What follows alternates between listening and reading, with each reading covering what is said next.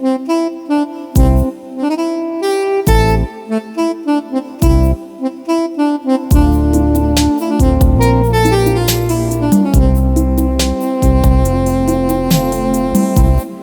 ងកំពុងហាវរៀងរាវខ្មែរមននាងពេទ្យគូកនដើរជួយអ្នកស្រុក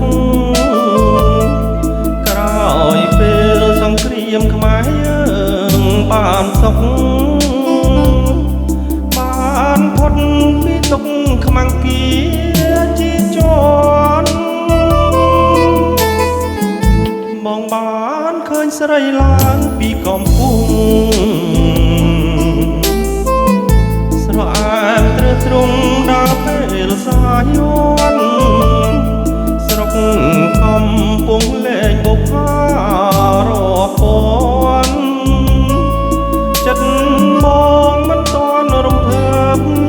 ស្នេហាអូនស្គាល់កអ្វីហ៊ានស្ដីចំមុខ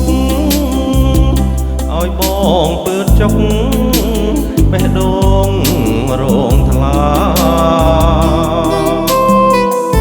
ចំអន់សាច់លេងបានតែវាចាខ្លាចក្រែងបុប្ផាមានម្ចាស់ទៅហើយអោកោះជ័យទាត់ទឹកពាត់ជុំវិញបងអ្នកភ្នំពេញកំព្រាខ្វះខ្នាយបើមិនបានដៃសំភាហុំកាយកាវគង់កន្តាយដាក់ទីយិនបង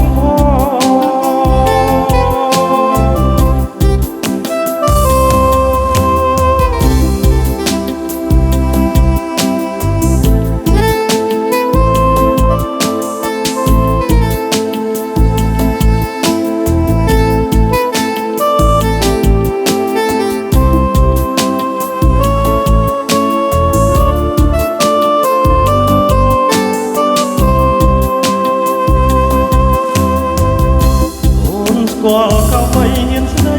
ចំមុខឲ្យបងពើចុកបេះដូងរងថ្លាចំអន់សាច់លេងបានតែវាចាខ្លាចក្រែងបុប្ផាមានម្ចាស់ទៅហើយអោកោះជ័យទាត់ទឹកពាត់ជុំវិញមកអ្នកភ្នំពេញ